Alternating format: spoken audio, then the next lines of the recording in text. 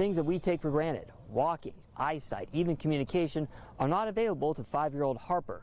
But there's technology that could give her a much better life. They told me they had to because of a growing demand amongst older adults, particularly ones who are struggling with this summer heat. It looks like crews have found the root of the problem. Check this out. It looks like a small swimming pool in the middle of the intersection. They just opened up that hole, and that is what they found. It looks like that is what's leading to all this problem. I'm gonna have Wayne show you this now over here. Take a look to my left. On this road, look at all the wires still streaming down. Meanwhile, Sierra Vista man is facing criminal charges for allegedly setting his neighbor's house on fire while he was naked. That's according to Sierra Vista Police Department.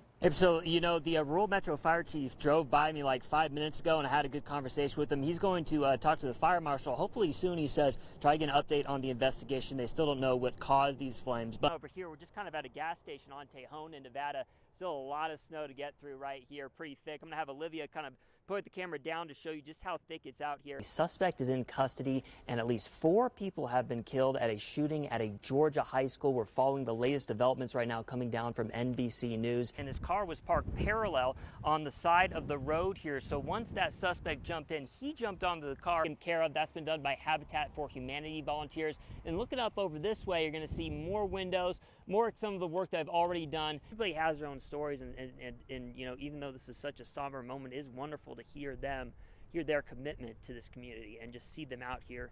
It just brings a tear to your eye. Just take a look here at the satellite image coming from NASA. None of that is looking very good right there. It can put you at risk for heart disease, stroke, and other significant health issues. But a person with high blood pressure often has no symptoms. That's why getting it measured is important.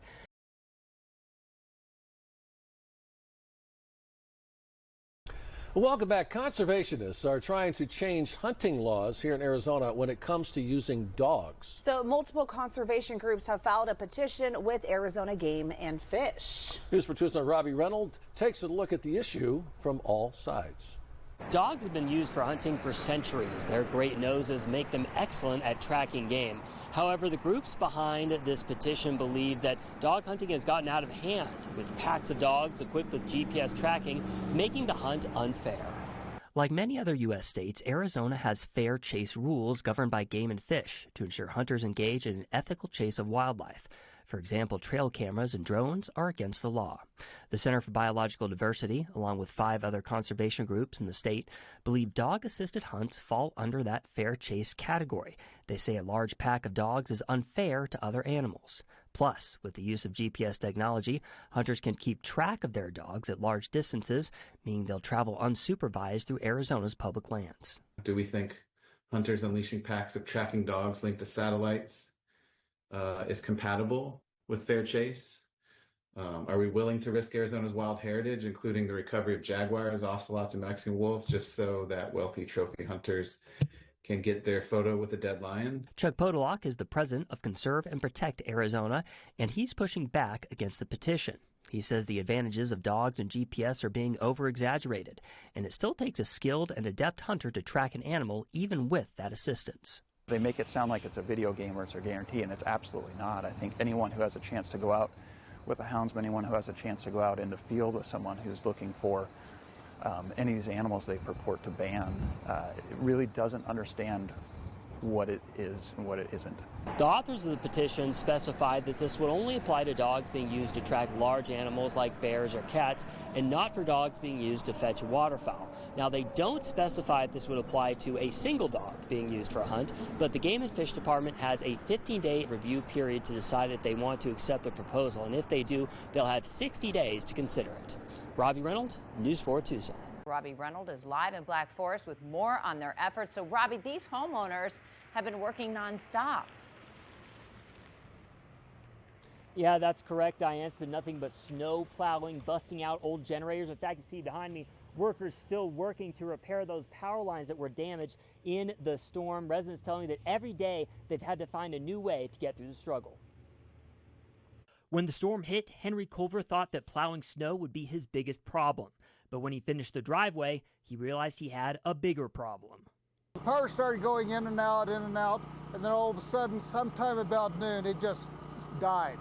Culver and his family figured they could last with bottled water and cold food, but when the power didn't come back on Thursday, he had to bust out his old generator. I'll be surprised and happy if we get this by Monday, power restored.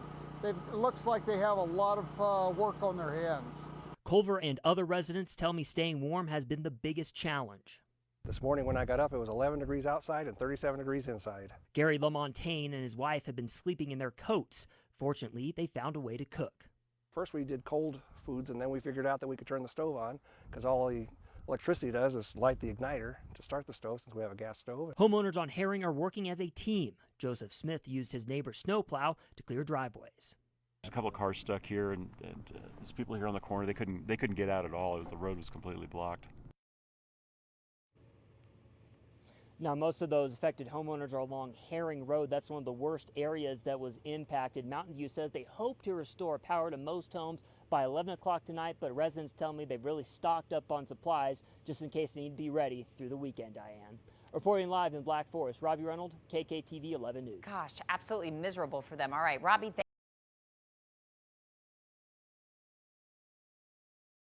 From KVOA News for Tucson, this is Tucson Today.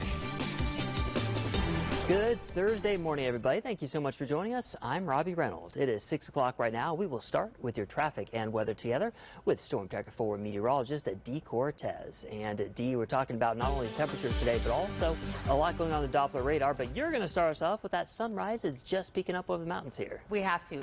We're following a new wildfire here in southern Arizona. Right now, the flood fire is burning just north of Oracle Junction. And this morning, the wind has caused some major changes as well. Let's get straight on over to News 4 Tucson's Connor McGill. Connor, what have you learned this morning? Well, Robbie, I can tell you this. Back to you, Robbie. Connor, thank you so much for that report, and we'll just have to see if conditions do improve for firefighters this morning. Thank you again. And just to give you a little extra context here, Ready, Set, Go is a program adopted by Arizona sheriffs that educates residents on taking proactive measures before an emergency. Ready means to prepare now, be aware of the hazard threatening your community. Set means to be alert, know of the dangers, and get your emergency kit ready. And Go means exactly that. Grab your family, pets, and evacuate. Danger in your area is imminent and life-threatening. And let's go ahead and give you a live look this morning at Orlando, Florida, where the destruction of Hurricane Milton continues. Take a look at this. This looks like we're along a shoreline there, and you see that water seeping out onto the streets. Two men there in the corner as well. Looking at the damage, looking at what's going on. We showed you an earlier live look as well where many tree debris is all across the roads in that area right now. So many people in Florida just having to deal with all of that destruction. And meanwhile, APS utility crews throughout Arizona are heading to Florida today to help restore power after Hurricane Milton. We're told that crews are leaving this morning in a caravan of bucket trucks. Their mission is to help rebuild the electric grid and restore power to the communities. These line workers will be in Florida for up to 1 month to help thousands of people. Pima County Sheriff's Department is offering a reward for any information leading to an arrest for a suspicious death. PCSD says Holly Ann Dasso was last seen alive September 22nd of last year in the area of the Laos Transit Center near Irvington and 6th Avenue. Her body was found the next day by the railroad track off of East March Station Road. Anyone with information is asked to call 88-CRIME, and you can remain anonymous. The reward is now up to $5,000. Relatives and friends of 48-year-old Michael Guillen are speaking with News 4 Tucson, sharing details about his death, hoping that it will help in their search for justice. Tucson police say that Guillen was killed in a hit-and-run incident in Midtown almost 2 weeks ago. News 4 Tucson, Jafet Serrato has the story.